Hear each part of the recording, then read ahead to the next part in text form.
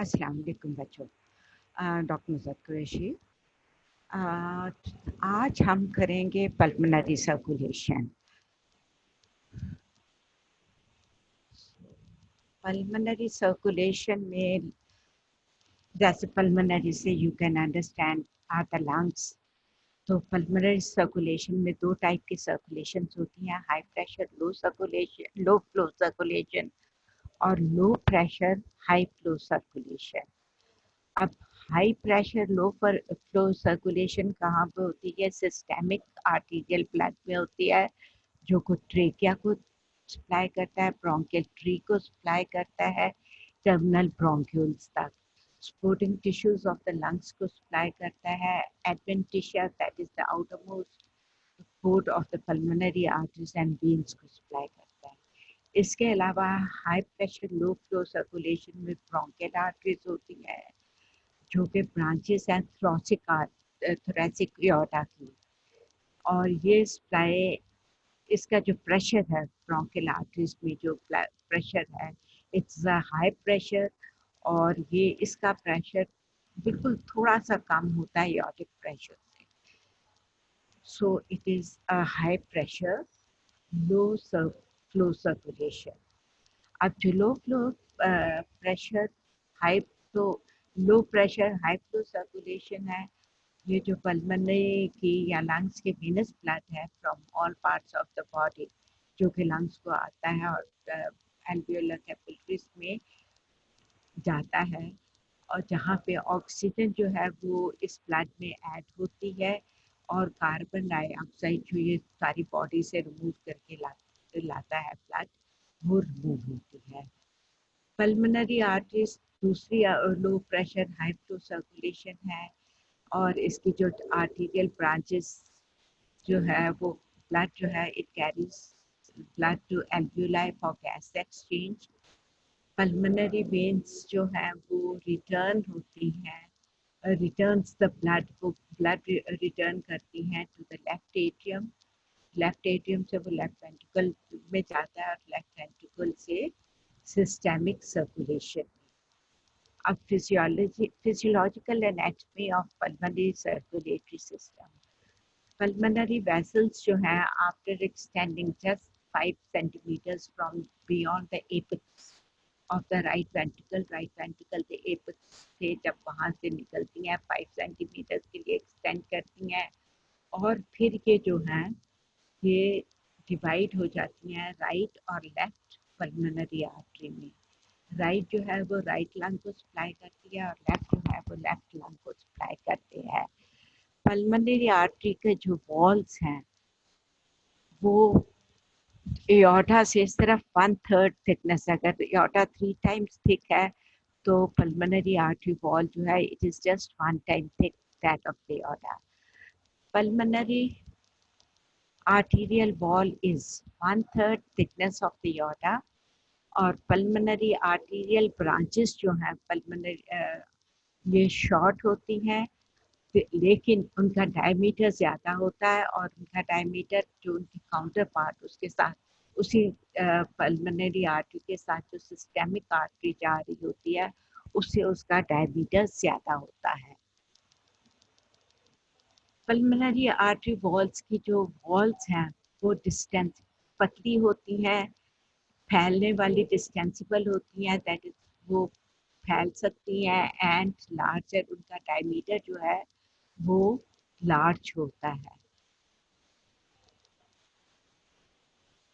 और इसकी वजह से उनके जो पल्मोनरी आर्टरी का कॉम्प्लायंस है वो बहुत ज़्यादा होता है, और ये एवरेज करता है तकरीबन 7 मिलीलीटर्स पर मिलीमीटर ऑफ मर्करी। 1 मिलीमीटर की राइज जो है वो 7 मिलीमीटर्स ऑफ ब्लड जो है वो अकोमोडेट करता है, and this is similar to entire systemic arterial tree, और अकोमोडेट, और एक जो है वो पॉइंट वो अकोमोडेट करता है एक स्ट्रोक वॉल्यूम कितना आउटपुट, जितना एक स्ट्रोक वॉल्यूम में जब एक दफ़ा हार्ट कॉन्ट्रैक्ट करता है उसमें जितना ब्लड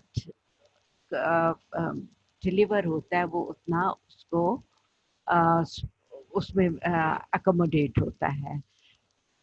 अब जो pulmonary veins are too short too, pulmonary veins भी शॉर्ट होती हैं एंड वो जो है वो इमीडिएटली अपना ब्लड जो है वो लेफ्ट एट्रियम में खाली करती हैं। उनसे जो ब्लड खाली हो निकलता है वो सीधा लेफ्ट एट्रियम में जाता है।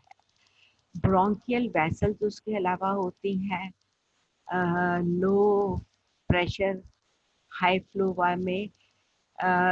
ये स्मॉल ब्रोंकियल आर्टरीज होती हैं, ये ओरिजिनेट करती हैं सिस्टेमिक सर्कुलेशन से और ये अमाउंट करती है 1 to 2% ऑफ द टोटल। इनमें जो ब्लड है वो 1 to 2% of the total cardiac output है। सपोजिंग अगर 5 लीटर्स कार्डियक 5 लीटर्स पर मिनट कार्डियक आउटपुट है तो ये इनमें जो है वो उसका सिर्फ 1 to 2% होगा। ब्रोंकियल आर्टीरियल ब्लड जो होता है वो ऑक्सीजनेटेड होता है, जबकि पल्मोनरी आर्टरी का ब्लड जो है it is partially deoxygenated, it is not fully oxygenated.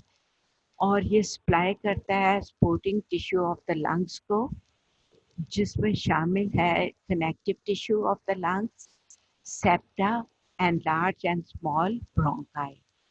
Blood after passing through sporting tissue, blood जब sporting tissue के through pass कर जाता है, it empties into pulmonary vein and from there into the left atrium. So sporting artery से sporting tissue से blood pass करने के बाद ये pulmonary veins पे empty करता है और from pulmonary vein directly into the left atrium. It does not go to the right atrium.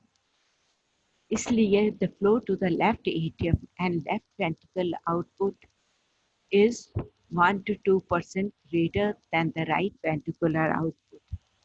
So चूँकि 1 to 2 ये डायरेक्टली 1 to 2% जो है ब्लड ये डायरेक्टली पल्मोनरी वेन से लेफ्ट एट्रियम में चला जाता है, not going to the right atrium और एनीथिंग लाइक दैट। तो जो लेफ्ट एट्रियम वेंट्रिकल से ब्लड पुश आउट होता है ड्यूरिंग सिस्टली, ये राइट वेंट्रिकुलर आउटपुट से 1 to 2% ज़्यादा होता है। इसके अलावा जो ये इसमें लिम्फेटिक्स होते हैं लंग्स में और ये लिम्फेटिक्स जो हैं लंग्स के सपोर्टिव टिश्यू में प्रेजेंट होते हैं और ये शुरू होते हैं कनेक्टिव टिश्यू स्पेसिस में जो सराउंडिंग कर रही होती है टर्मिनल ब्रोंक्यूल्स को, और दे फ्रॉम देयर ये हाइलम ऑफ द लंग में जाते हैं और वहाँ से ये राइट थोरेसिक लिम्फ डक्ट में चले जाता है जो लिम्फ है। और इसमें शामिल जो ये फ्लूइड है लिम्फ फ्लूइड, इसमें शामिल होता है पार्टिकुलेट मैटर्स, छोटे छोटे मैटर्स पार्टिकल्स और प्लाज्मा प्रोटीन्स जो कि लंग कैपिलरी से लीक आउट भी होती हैं और ये इस तरह से रिमूव टिश्यूज में से रिमूव होके लिम्फेटिक्स में जाती हैं और इस वजह से जो है पल्मोनरी ओडीमा नहीं हो पाता, क्योंकि एक्सेसिव फ्लूइड जो भी है वो लिम्फेटिक के जरिए वापस सर्कुलेशन में चला जाता है। प्रेशर इन पल्मोनरी सिस्टम के डिफरेंट प्रेशर्स क्या हैं? प्रेशर इन राइट वेंट्रिकल जो है, the pressure pulse curve, the right ventricle and pulmonary artery। Right ventricle का सिस्टोलिक प्रेशर जो है वो अबाउट 25 मिलीमीटर्स ऑफ मर्क्यूरी है और डायस्टोलिक प्रेशर जो है जब डायस्टली होती है और उस तब इसका प्रेशर 0 से 1 मिलीमीटर ऑफ मर्क्यूरी होता है। अब pressure in the pulmonary artery जो है, पल्मोनरी आर्टरी का प्रेशर, सिस्टोलिक प्रेशर जो है pulmonary artery का systolic pressure is equal to the pressure which is present in the right ventricle. So pulmonary artery का systolic pressure is equal to pressure of the right ventricle and pressure in the right ventricle is about 25 millimeters of mercury. यहाँ पे हम ये diagram देख सकते हैं pulmonary pressure waves. Pulmonary जो है वेल्व जब क्लोज होते हैं सिस्टोली के एंड पे, तो वेंट्रिकुलर प्रेशर जो है फॉल्स रैपिडली. ये ब्लैक लाइन जो है दैट इज वेंट्रिकुलर प्रेशर. जब पल्मोनरी वेल्व्स क्लोज होंगे तो ये मैक्सिमम यहाँ पे है, तो it suddenly falls back to its original level, that is 0 to 1 millimeters of mercury. जबकि ये रेड लाइन जो है that shows the pulmonary artery curve. Pulmonary artery का जो प्रेशर है वो स्लोली फॉल होता है, इसलिए कि पल्मोनरी फ्लो ब्लड जो है वो फ्लो कर रहा होता है थ्रू कैपिलरीज, और वो टाइम लेता है going back to the its original level. ये ऊपर वाला जो कर्व है ये ऑटिक प्रेशर कर्व है. यहाँ पे हम कंपेयर कर सकते हैं कि पल्मोनरी आर्टरी और राइट वेंट्रिकुलर का pressure as compared to aortic pressure कितना कम है, राइट.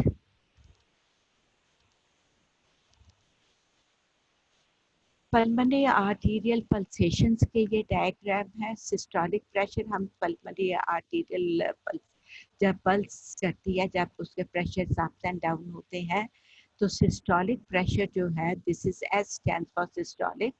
पल्मोनरी प्रेशर एवरेज जो होता है that is about 25 millimeters of mercury, और डायस्टोलिक प्रेशर जो है that is about 8 millimeters of mercury. S stands for systolic and D stands for diastolic. M जो है that is mean pulmonary arterial pressure, and it is about mean arterial, it is about 15 millimeters of mercury. So M stands for mean arterial pressure. Left atrium का pressure जो है we can see is about 2 to 3 millimeters of mercury. Pulmonary capillary pressure जो है, the mean pulmonary capillary pressure is about, ये pulmonary capillaries हैं, इसका pressure जो है is about 7 millimeters of mercury as we can see. और left atrium का तो हम बात कर चुके हैं. Important, it is important in fluid exchange function of the pulmonary capillaries. Low pressure की वजह से ये fluid exchange from the capillaries into the interstitial tissues वगैरह होता है. अब left atrial and pulmonary Venus pressure, left atrium का pressure और पल्मोनरी वीनस प्रेशर जो है, हम देखते हैं कि mean left atrial pressure plus pressure of the major pulmonary veins averages about 2 millimeters of mercury in recumbent position, that is in lying position.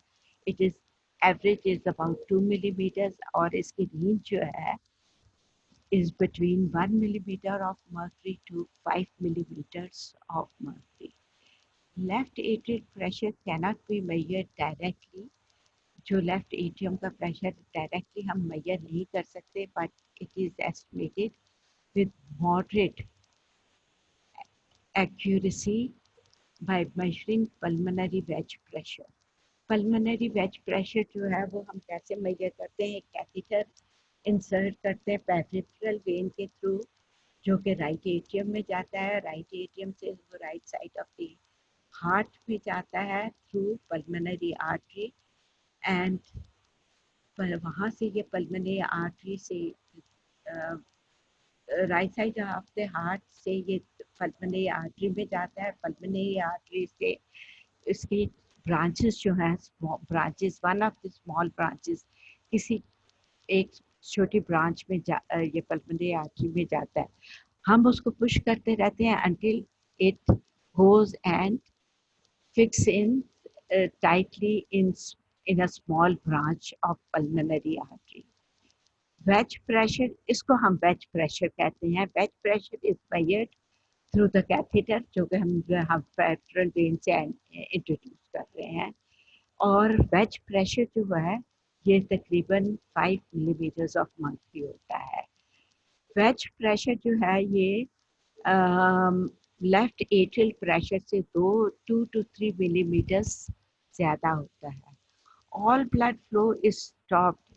इसमें अब क्या है कि हम देखते हैं कि ब्लड फ्लो जो है वो सारा ब्लड फ्लो स्टॉप हो जाता है उस पॉइंट पे जहाँ पे वो कैथेटर वेज किया हुआ है in the small artery and the blood vessels. VS stands for vessels. Extending beyond this artery make a direct connection with capillary pulmonary capillary. और ये मैंने आपको बताया कि पल्मोनरी कैपिलरी का प्रेशर लेफ्ट एट्रियल प्रेशर से 2 to 3 मिलीमीटर ज़्यादा होता है। लेफ्ट एट्रियल प्रेशर जब राइज करेगा, जितना लेफ्ट एट्रियल प्रेशर राइज करेगा उतना ही वेज प्रेशर जो है वो राइज करेगा।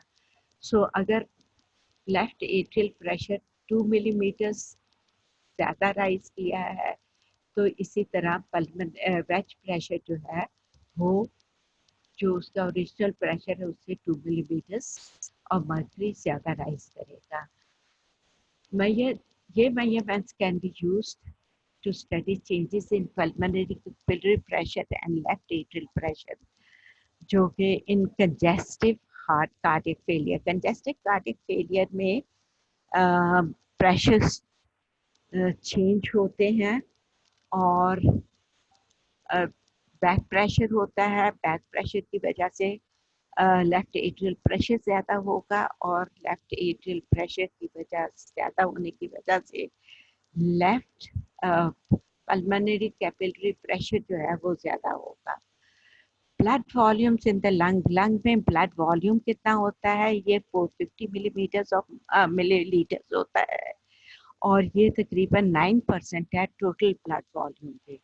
टोटल ब्लड वॉल्यूम हमारे पास जो है वो 5,000 मिलीलीटर्स है और 5 लीटर्स है, तो जो लंग्स में ब्लड है वो सिर्फ उसका 9% है और इस 9% के that is out of 450 millilitres 70 millilitres जो ब्लड है पल्मोनरी ब्लड है ये पल्मोनरी कैपिलरीज में होता है। बाकी जो ब्लड है वो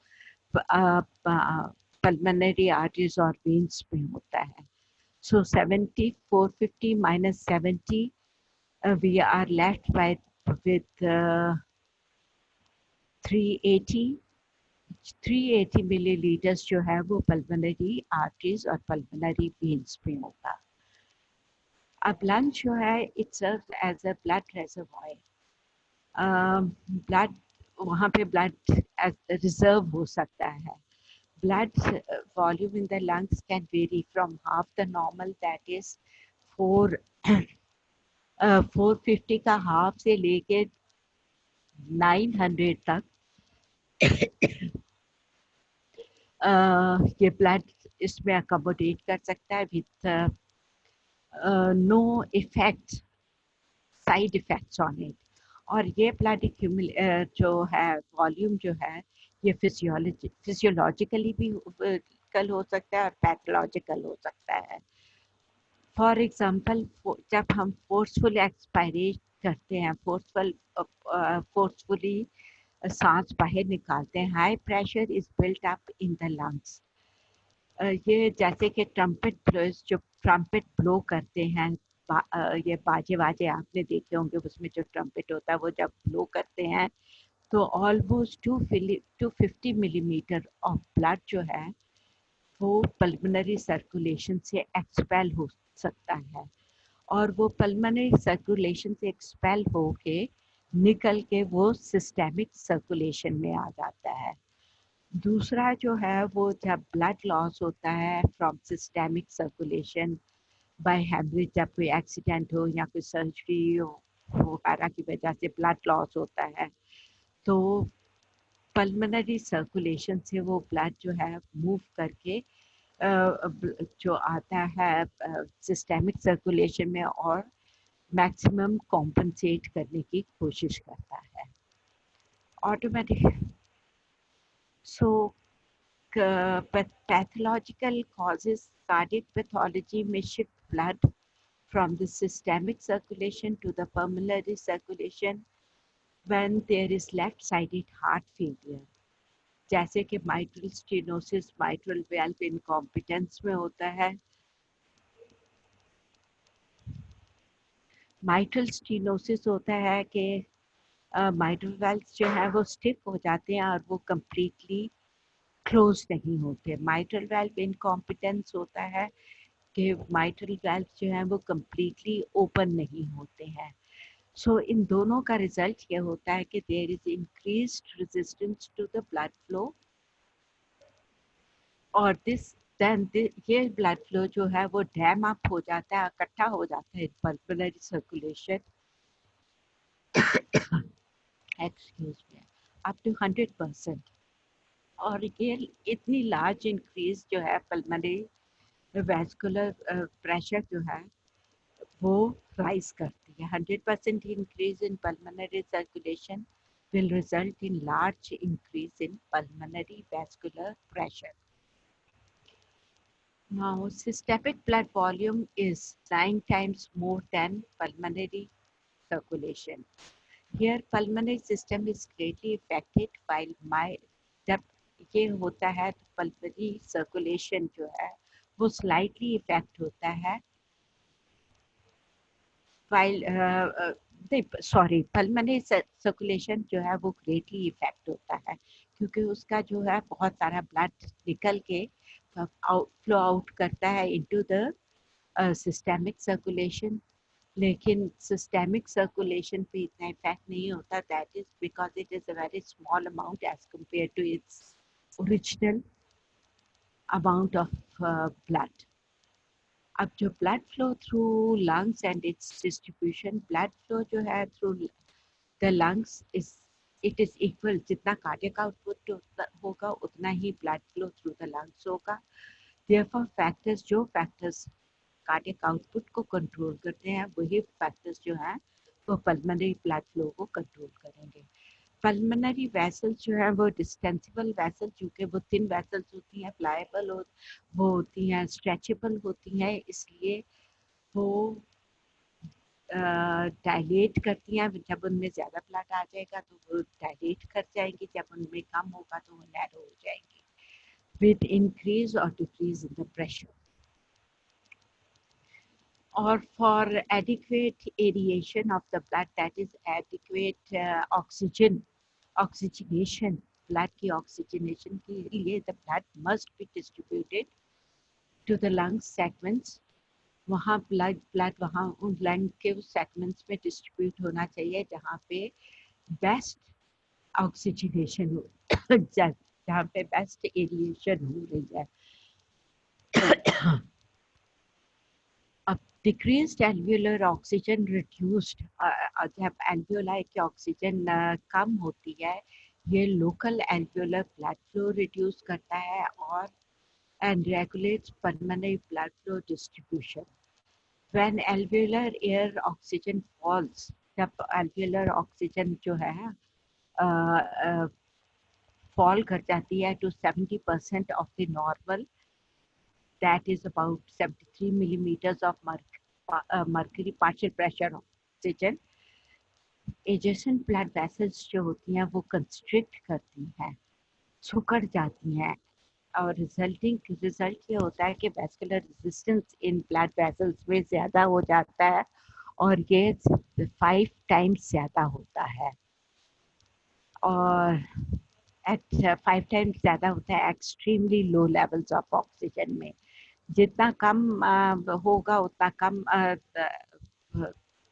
प्रेशर होगा.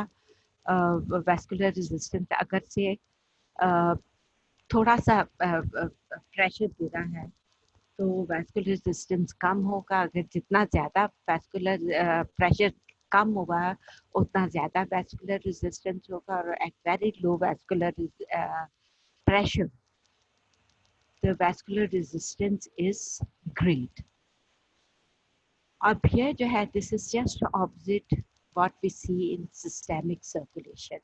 Systemic circulation में जब ऑक्सीजन कम होती है तो ब्लड वेसल्स डायलेट करती हैं, सिकुड़ने की बजाय वो फैलती हैं ताकि उनमें से ज़्यादा ब्लड जो है गुजरे और ज़्यादा जगह पे ब्लड ऑक्सीजन सप्लाई हो सकती है, जबकि पल्मोनरी में इसका ऑपोजिट है, दी contract.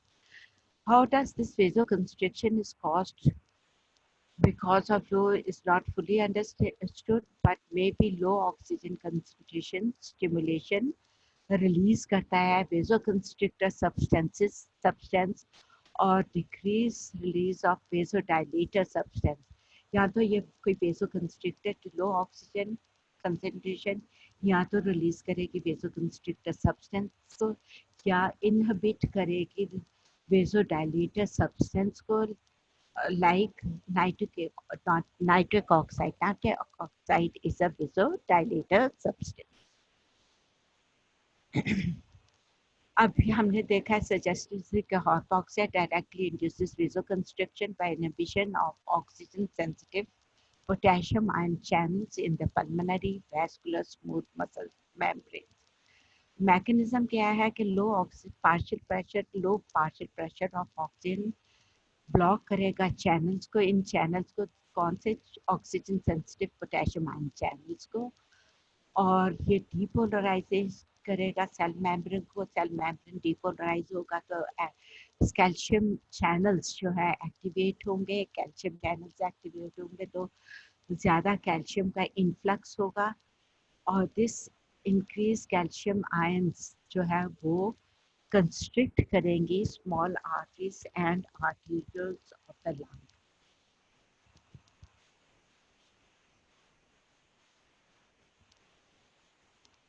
Effect of hydrostatic pressure gradient in the lungs on the regional pulmonary blood flow.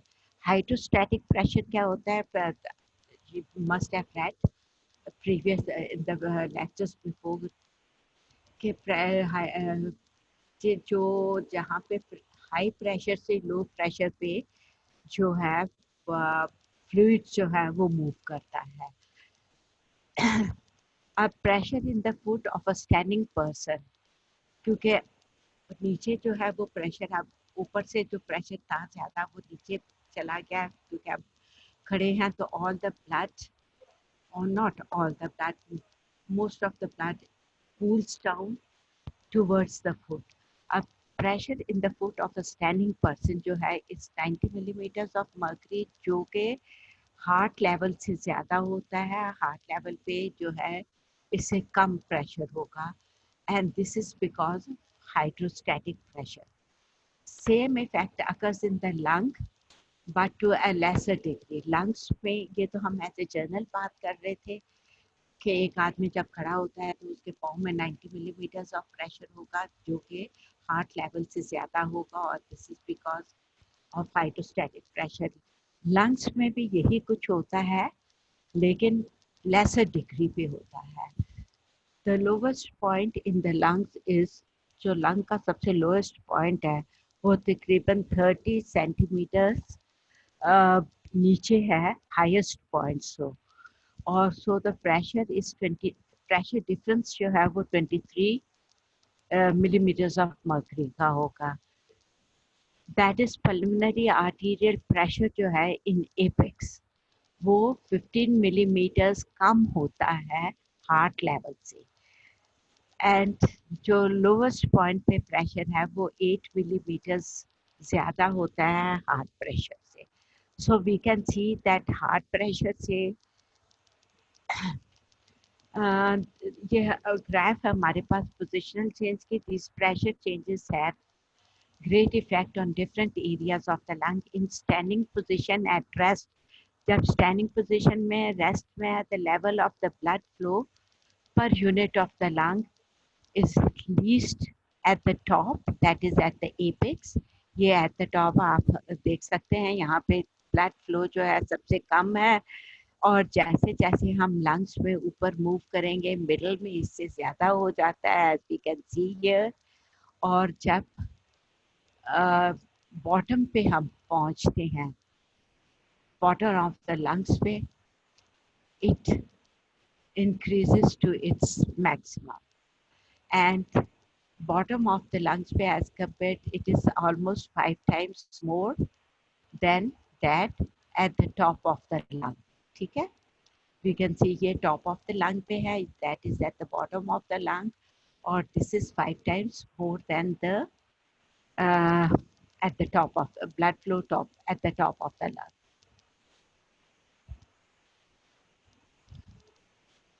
अब lungs जो है वो 3 zones में हम divided है. Why is this pressure difference? ताकि हमको ये पता चले कि pressure difference क्यों है.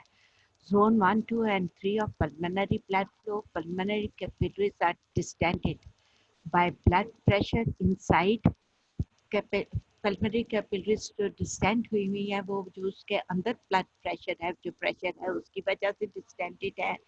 और लेकिन एट सेम टाइम जो बाहर की एयर है इट कंप्रेसेस, इसके ऊपर प्रेशर डालती है from the outside by the alveolar air. Any time the lung alveolar, जब कभी भी लंग एल्वियोलर प्रेशर जो है वो इंक्रीज करता है more than capillary blood pressure, तो उसकी वजह से बाहर से जब दबाव ज़्यादा होगा तो capillaries are going to close और there would be no blood flow. 3 possible zones of the lung in physiological or pathological condition are: number 1 is zone 1. Zone 1 में no blood flows during any portion, cardiac cycle के किसी portion पे भी blood flow नहीं हो रहा through alveolar capillaries. क्योंकि lung के इस हिस्से में किसी भी उसकी वजह से जब जो प्रेशर है वो एल्वियोलर एयर प्रेशर से ज़्यादा नहीं होगा, इसलिए कैपिलरीज नहीं खुलेंगी, दे आर कंस्ट्रिक्टेड और ब्लड डज नॉट फ्लो. जैसे कि दिस इज जोन 1, यहाँ पे हम देख सकते हैं this is artery, this is when, और ये पल्मोनरी आर्टरी पल्मोनरी एल्वियोलर पर रीजन है. इसका जो प्रेशर है it is more than pulmonary capillary pressure, और so it is constricted and there is no blood. फिर हमारे पास zone 2 है. zone 2 intermittent blood flow only during the peaks of the pulmonary artery pressure, because जब systolic pressure peak पे होता है तब इसमें से blood flow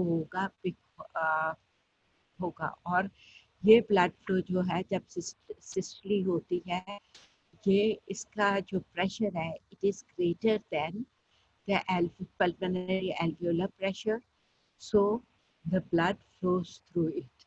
ठीक है, और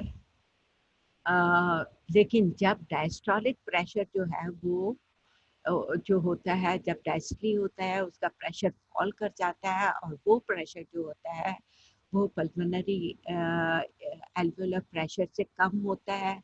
सो the capillary will be closed और constricted, so there will be no blood flow.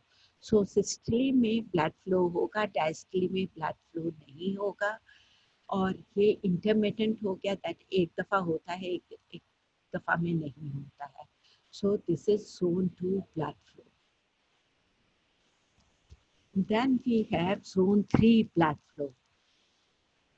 Zone 3 में जो ये नीचे है इसका ऑलरेडी 8 मिलीमीटर्स ऑफ प्रेशर जो है वो जाता है, और जब सिस्टली में कार्डियक सिस्टली होती है तो इसका प्रेशर जो है वो ज़्यादा होता है. इवन डायस्टली में भी इस जोन में जो कैपिलरी प्रेशर है वो पल्मोनरी एल्वियोलर एयर प्रेशर से ज़्यादा होगा.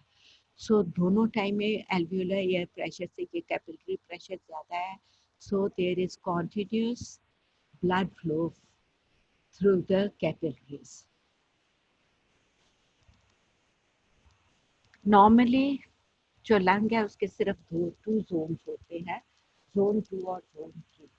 जोन 2 जो है वो एपेक्स पे होता है जहाँ पे इंटरमिटेंट ब्लड फ्लो होता है, दैट इज सिस्टली में वहाँ पे ब्लड फ्लो पहुँचता है क्योंकि उसका कैपिलरी प्रेशर जो है वो एल्वियोलर प्रेशर से ज़्यादा हो जाता है, जिससे वहाँ पे ब्लड को जाता है, और लेकिन डायस्ट्री में कैपिलरी प्रेशर कम हो जाता है।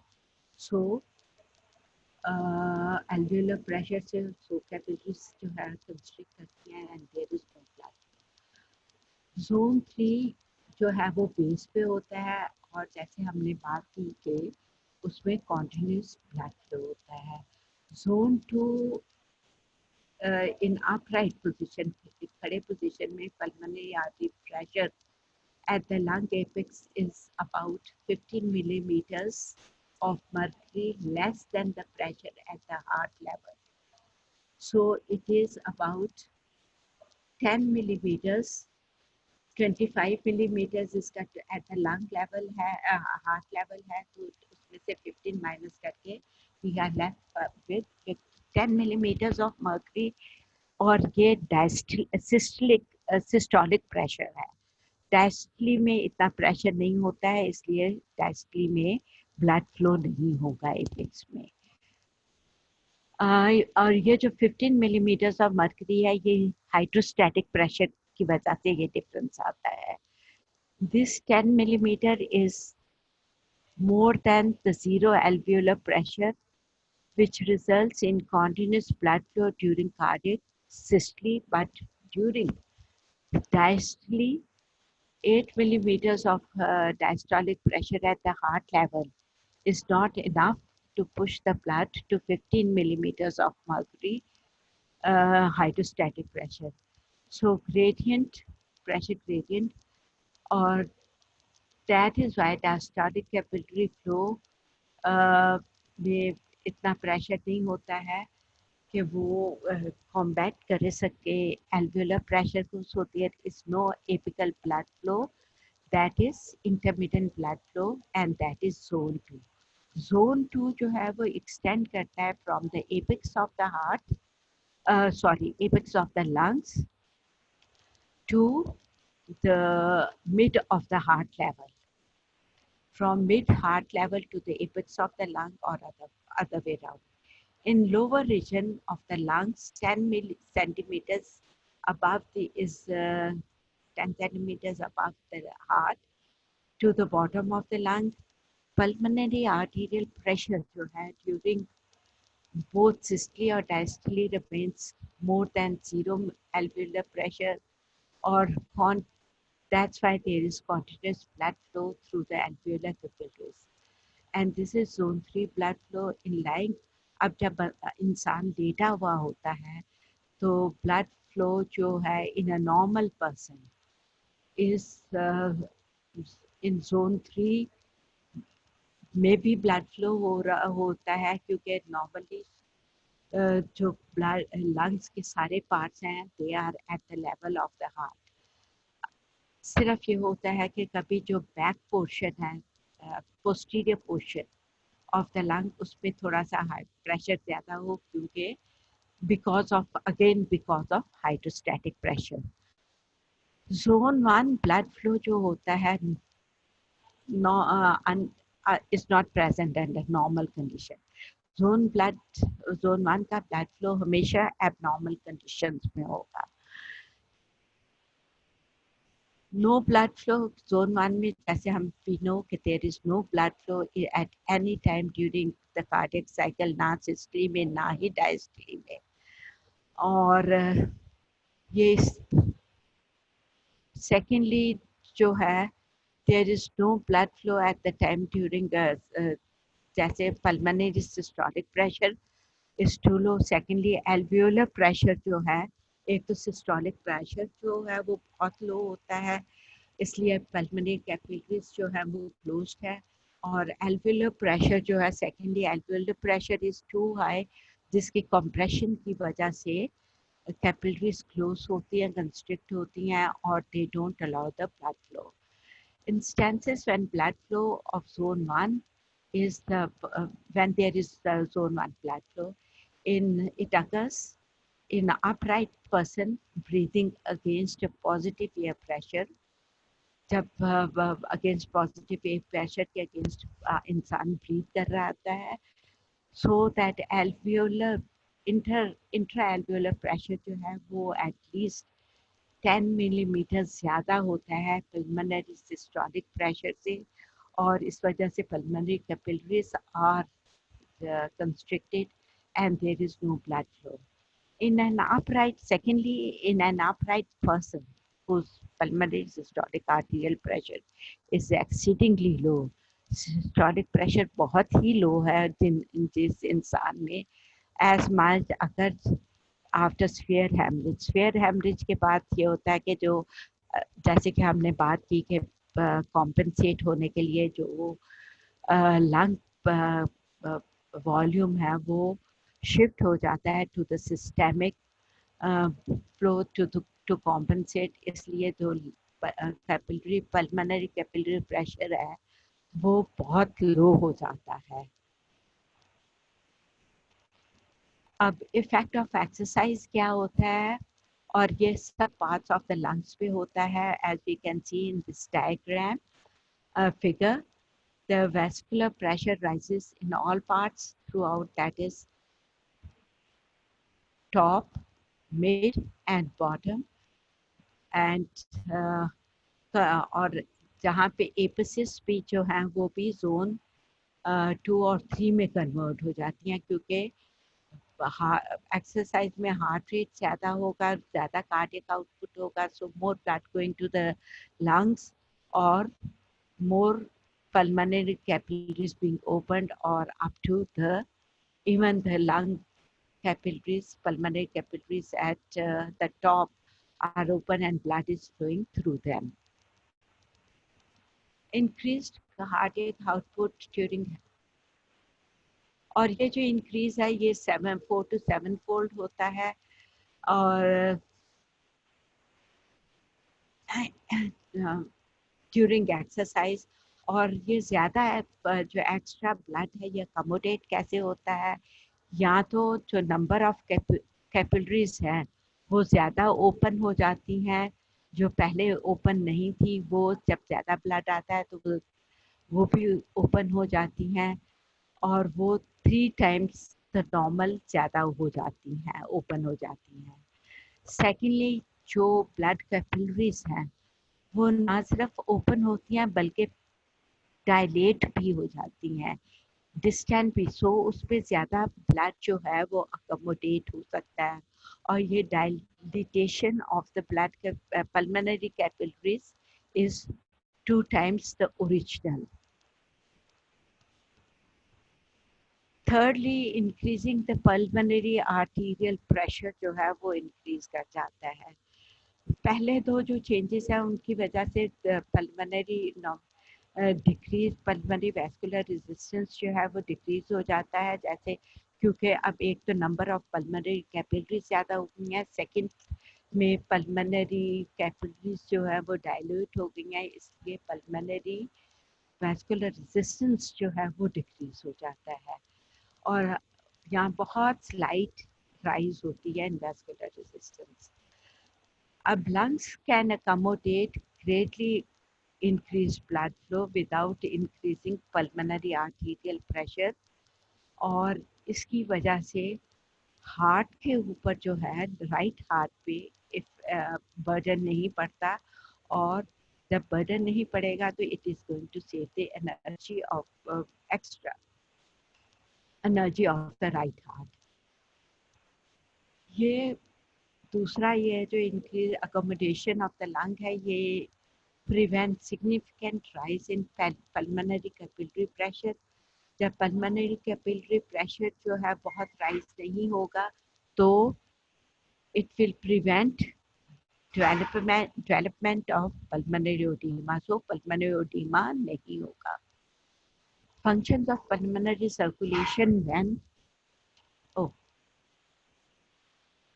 left atrial pressure, when left atrial pressure rises as a result of left-sided heart failure, और जब हार्ट फेलियर होगा लेफ्ट साइडेड हार्ट फेलियर तो 6 millimeters of mercury से even small change in left atrial pressure has no effect on the pulmonary circulatory function.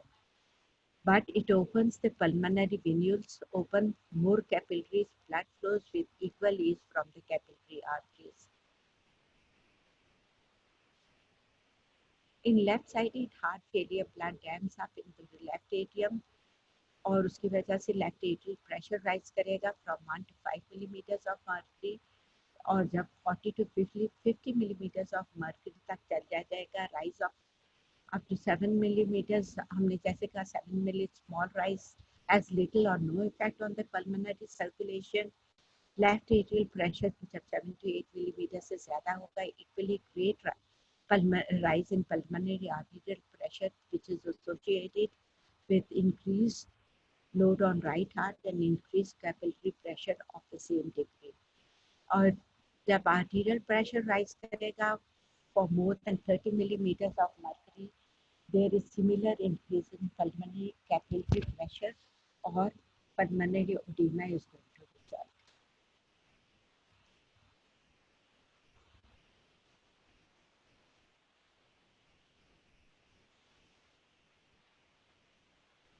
Now,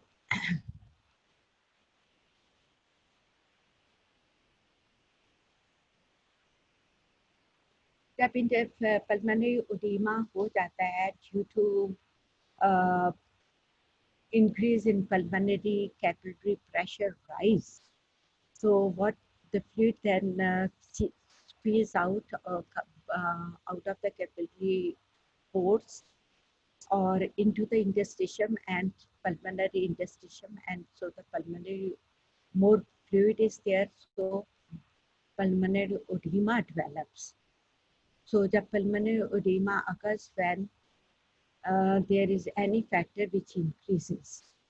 Causes of pulmonary edema, जब कोई भी factor which increases fluid filtration out of capillaries, जब pulmonary capillary pressure rise करेगा जैसे और any factor जो के impede जो stop करेगा pulmonary lymphatic functions को कि pulmonary lymphatic functions जो हैं वो effect हुए हैं and cause the pulmonary interstitial fluid pressure to rise क्योंकि pulmonary fluid जो है अब वो through lymphatics drain नहीं हो रहा है, so pulmonary interstitial fluid pressure rises from the negative range to the positive range, and this will cause rapid filling of pulmonary interstitial spaces and alveoli, interstitial spaces and alveoli with large amounts of free fluid. Pulmonary edema के causes, number one is left-sided heart failure and mitral valve disease. Mitral valve disease में दोनों हो सकती है, mitral stenosis, mitral incompetence, दोनों जो left-sided heart failure और mitral valve disease, दोनों जो है दोनों चीज़ें increase करेंगी pulmonary venous pressure and pulmonary capillary pressure. जब ये दोनों increase venous pressure और capillary pressure increase करेंगे तो there is flooding of the interstitial जो capillary pores है उनमें से fluid जो है वो pour out करेंगे into the interstitial spaces और alveoli में. Secondly, pulmonary blood capillary membrane किसी वजह से damage हो जाता है by infections such as pneumonia या breathing noxious substances, dangerous substances जब कोई breathe करेगा जैसे कि क्लोरीन गैस है या सल्फर डाइऑक्साइड गैस है, तो इनका कैपिलरी पल्मोनरी कैपिलरी मेम्ब्रेन जो है डैमेज हो जाएगा. जब डैमेज होगा तो वहाँ से रैपिड लीकेज होगी प्लाज्मा प्रोटीन्स की और फ्लूइड्स की इनटू द कैपिलरीज और आउट ऑफ द कैपिलरीज होगी और into the lung interstitial spaces में और lung alveoli.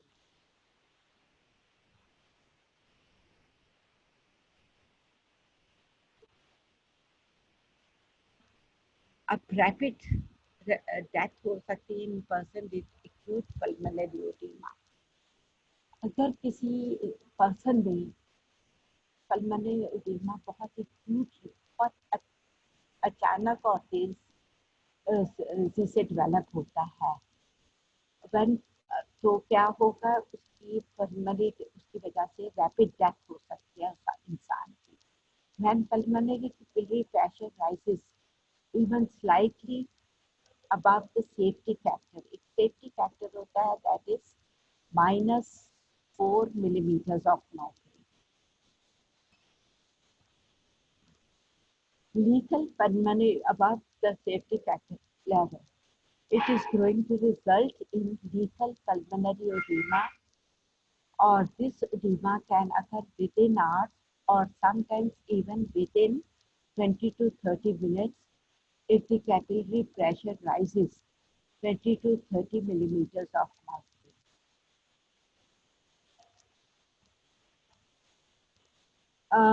Above the safety level, the safety factor level, जो कि safety factor level है -4 millimeters और इससे 25 to 50 millimeters ज़्यादा होगा और suddenly होगा, that is within an hour or 20 to 30 minutes, so it can result in death of the person. Thus, in acute, like acute left-sided heart failure, जिसमें pulmonary capillary pressure occasionally does rise to 50 millimeters of mercury, and death may occur in less than 30 minutes as as a result of acute pulmonary edema. अब हमारे पास next जो है fluid in pleural cavity, ये तो हम पढ़ रहे थे पल्मोनरी एडिमा, जब फ्लूइड और प्लाज्मा प्रोटीन्स कलेक्ट होती हैं in interstitial fluid and alveoli, that is pulmonary oedema. अब फ्लूइड जब प्लूरल कैविटी में फ्लूइड कलेक्ट होता है उसको हम प्लूरल एफ्यूजन कहते हैं. A thin layer of mucoid fluid lies between parietal and visceral pleura. आपने lungs में पढ़ा होगा कि lungs are covered with a thin membrane. It has a parietal surface and a visceral surface. Visceral surface वो होती है जो lungs के ऊपर होती है, parietal surface वो होती है जो बोनी केज के साथ होती है.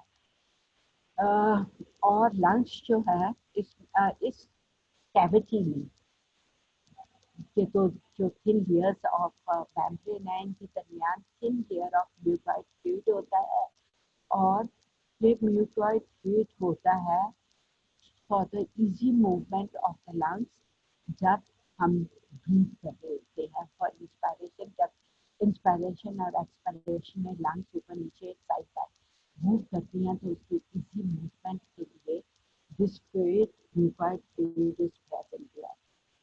Pleural membrane जो है, it is a porous mesenchymal serous membrane through which small amounts of interstitial fluid जो transute करता है, निकलता है continuously into the pleural space.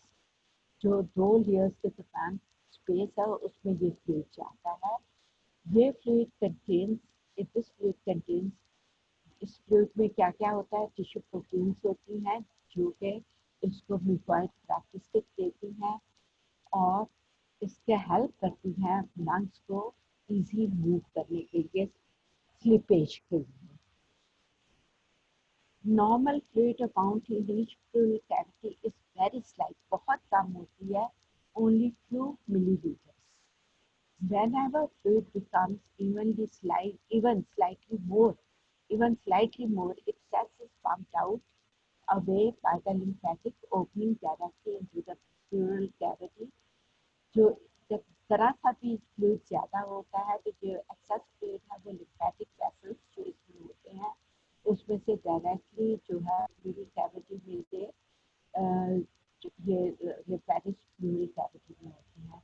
ये मीडियास्टिनम में ड्रेन आउट होता है, superior surface of the diaphragm पे ड्रेन आउट होता है, और lateral surface of the parietal pleura पे, parietal pleura के जो बाहर की surface है उसपे भी ड्रेन होता है.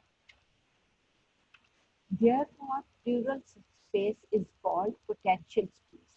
बहुत थोड़ी स्पेस जो है प्लूरल स्पेस होती है, इसलिए हमको जस्ट इट्स अ स्पेस, इसको हम पोटेंशियल स्पेस कहते हैं। अब negative pressure in pleural fluid होता है, negative pressure in normal plural space keeps the lung expanded. This negative pressure is because of pumping of the fluid from the space by the lymphatics. Basis of negative, or this is basis of negative pressure in almost all the tissues of the body, tissue spaces of the body. Normal collapse tendency of the lungs is about 7 -4 millimeters of mercury. इससे ज़्यादा pressure होगा, that is -5 -3 या इससे वो, तो lungs will collapse. Pleural fluid pressure must always be at least negative as negative as -4 millimeters of mercury, so that lungs can be kept expanded. अगर ये इससे कम होगा तो lungs are going to suffer.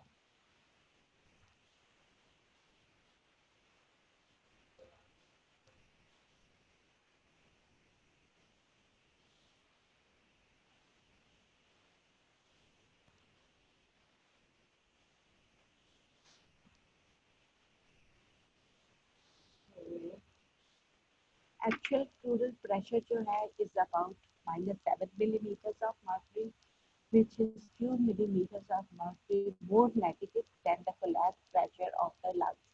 Collapse pressure हमने बताया है of the lungs is -4 millimeters of mercury, लेकिन pleural pressure जो है it is much is more few millimeters more than that is -7, 4 6 की बजाय -7 millimeters, that is -3 millimeters more than the actual collapse pressure of the lungs.